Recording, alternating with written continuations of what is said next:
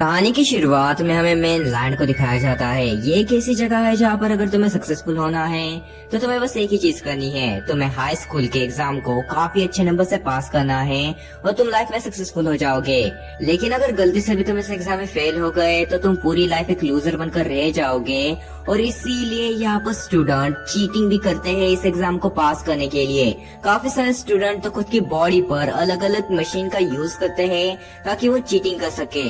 अब इसीलिए यहाँ पर दो टाइप के स्टूडेंट होते हैं। सबसे पहला तो एल स्टूडेंट जो कि पढ़ाई कर आते हैं और दूसरा तो सी टाइप स्टूडेंट जो कि चीटिंग करते हैं। अब मोस्टली एल स्टूडेंट और सी टाइप स्टूडेंट अपनी जोड़ी बना लेते हैं क्योंकि एल स्टूडेंट्स को एग्जाम देते हुए काफी सारी परेशानियां आती है, जैसे कि कोई और सी टाइप स्टूडेंट उसका पेपर छीन सकता है। इसीलिए एल स्टूडेंट हमेशा एक सी टाइप स्टूडेंट के साथ अपनी जोड़ी बना कर रखता है और एक सी टाइप स्टूडेंट तो कुछ लिख ही नहीं सकता है, इसीलिए वो हमेशा एल स्टूडेंट के ही साथ रहता है। अब हमें हमारे मेन कैरेक्टर को दिखाया जाता है सकात्सु। सकात्सु अपनी कजन कोई के साथ इस एकेडमी में आया है। अब वो इस एकेडमी में इसीलिए आया है ताकि वो अच्छे नंबर से ग्रेजुएट हो सके और वो उसके डैड को छुड़ा सके, जैसे कि गलत तरीके से प्रिजन में डाल दिया गया है।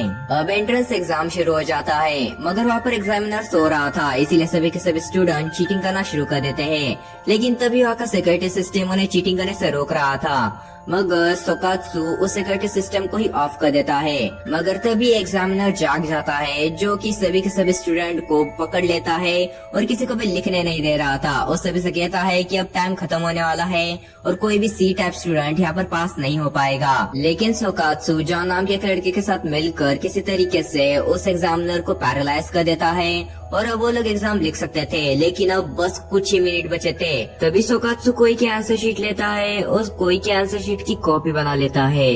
अब क्योंकि कोई एक एल टाइप स्टूडेंट है इसीलिए उसका IQ बहुत ज्यादा हाई है और कोई अपने आंसर हमेशा खुद से ही लिखती थी और कोई हमेशा राइट आंसर ही लिखती थी।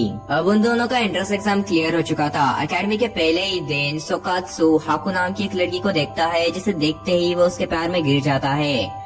अब नेक्स्ट एग्जाम शुरू होता है। नेक्स्ट एग्जाम एक बर्फीली जगह पर हो रहा था जहाँ पर शोकात्सु अपनी शोकात्सु टेक्निक का यूज कर किसी तरीके से खुद को उस बर्फीले तूफान से बचा रहा था। अब वो एग्जाम खत्म हो जाता है। उस एग्जाम के होने के बाद सोकात्सु हाकू से मिलता है और हाकू को इम्प्रेस करने की कोशिश करता है। वही दूसरी ओर जॉन कोई को इम्प्रेस करने की कोशिश कर रहा था, लेकिन कोई उससे भाव भी नहीं दे रही थी। तभी एक टीचर हाकू को बुला लेता है। अब उसने हाकू को इसीलिए बुलाया था क्योंकि हाकू चीटिंग कर रही थी, ऐसा उसे लग रहा था। हाकू बार बार एग्जाम के वक्त अपने पेन की तरफ देख रही थी, इसीलिए उसे लग रहा था कि हाकू चीटिंग कर रही है और वह हाकू को आगे इस क्लास में नहीं रहने देना चाहता था। लेकिन तभी वहाँ पर सोकात्सु आ जाता है जो कि उस टीचर से कहता है कि मेरा यकीन करो कि हाकू एक एल टाइप स्टूडेंट है, और इसीलिए वो लोग डिसाइड करते हैं कि वो लोग हाकू का टेस्ट लेंगे। मगर इस बार टीचर चालाकी से उस एग्जाम के क्वेश्चन को 5 गुना ज्यादा मुश्किल कर देता है, जो देखकर सोकात्सु बहुत ज्यादा गुस्सा हो जाता है और वो उस टीचर को मारने लगता है। मगर तभी हाकू का टाइम खत्म हो जाता है और हाकू के जब क्वेश्चंस को चेक किया जाता है तो उन्हें पता चलता है कि हाकू ने सभी के सभी क्वेश्चंस का आंसर एकदम राइट दिया है। तो जब वो लोग उससे पूछते हैं कि आखिरकार वो क्या कर रही थी, तो वो बताती है कि वो अपने पेन की तरफ इसीलिए देख रही थी क्योंकि उसके पेन में उसके मॉम और डैड की एक फोटो थी और वो उसे लकी चार्म की तरह यूज करती थी, जो देखकर सोकात्सु बहुत ज्यादा इम्प्रेस हो जाता है। अब अगले दिन एक और एग्जाम के बाद हाकू फिर से एक बार सोकात्सु से मिलती है, जो कि सोकात्सु से कहती है कि अगर तुम्हें भी मेरे जैसा एक पेन चाहिए तो मेरे साथ संडे को शॉपिंग पर आ जाना। और वो दोनों संडे को पेन लेने जाते हैं, जहाँ पर उन्हें शू नाम का एक लड़का मिलता है जो कि शोकात्सु को पेन दिखा रहा था। वो ऐसे पेन थे जो कि शोकात्सु के साथ फिट हो रहे थे, लेकिन शोकात्सु को पेन बिल्कुल भी पसंद नहीं आ रहे थे। शोकात्सु बिल्कुल हाकू के जैसा ही एक पेन सिलेक्ट करता है। अब अगले दिन एक और टेस्ट होता है जिसमें फिर से एक बार शोकात्सु बिल्कुल उसी तरीके से चीटिंग कर पास हो जाता है। लेकिन इस टेस्ट के बाद शू और शोकात्सु काफी अच्छे फ्रेंड बन जाते हैं। मगर बाद में शू शोकात्सु से फाइट करता है और शोकात्सु को बहुत बुरी तरीके से मारता है, इतनी बुरी तरीके से कि शोकात्सु से वो चीज सहन ही नहीं होती है और वो एकेडमी को छोड़ देता है और एकेडमी को छोड़कर एक दूसरी जगह पर रहने लगता है। मगर कोई उसे ढूंढ लेती है और कोई उसे मोटिवेट करती है कि तुम्हें अपनी शोकात्सु टेक्निक के ऊपर भरोसा रखना चाहिए, इसीलिए वो फिर से एक बार मोटिवेट हो जाता है। अब कोई शोकात्सु को लेकर उसी आइलैंड पे जाती है जहाँ पर शोकात्सु के डैड को कैद कर रखा गया था। तभी वहाँ पर उन्हें एक मास्क मैन मिलता है जो कि शोकात्सु से कहता है कि अगर तुम्हें अपने डैड को बचाना है तो तुम्हें मुझे हराना होगा।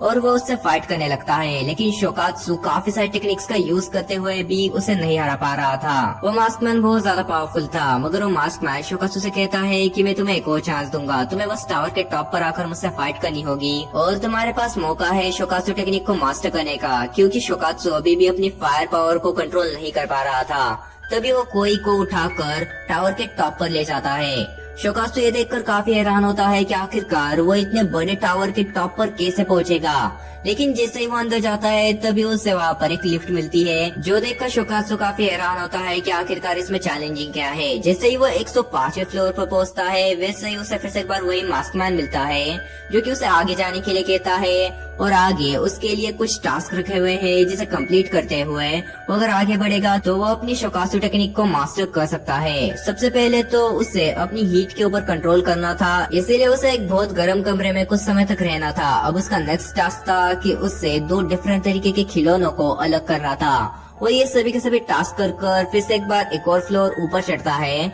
जहाँ पर उसे एक उड़न मैन मिलता है, जो उड़न मैन उससे कहता है कि अभी हम लोग बहुत ही ज्यादा हाई ऑल्टीट्यूड पे है, इसीलिए यहाँ पर ब्रीथ कर पाना बहुत ज्यादा मुश्किल है, लेकिन अगर तुम अपनी ऑक्सीजन के ऊपर कंट्रोल कर लेते हो तो तुम अपनी फायर पावर को भी एक्टिवेट कर सकते हो, इसीलिए तुम्हें अपने ऑक्सीजन को कंट्रोल करना होगा।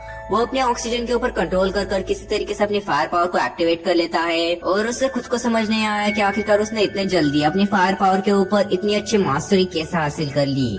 अब फाइनली वो टावर के टॉप पर पहुंच जाता है, जहाँ पर फिर से एक बार उसे वही मास्कमैन मिलता है और मास्कमैन और शोकात्सु के बीच की फाइट फिर से एक बार शुरू हो जाती है, लेकिन इस बार शोकात्सु उस मास्कमैन को काफी अच्छी टक्कर दे रहा था, मगर फिर भी वो मास्कमैन बिल्कुल पीछे नहीं हट रहा था। शोकात्सु उस मास्कमैन का मास्क ही तोड़ देता है और अब शोकात्सु को पता चलता है कि वो और कोई नहीं बल्कि उसके डैड है, और उसके डैड ने इतना सब कुछ बस इसीलिए किया ताकि शोकात्सु उसकी टेक्निक के ऊपर मास्टरी हासिल कर सके।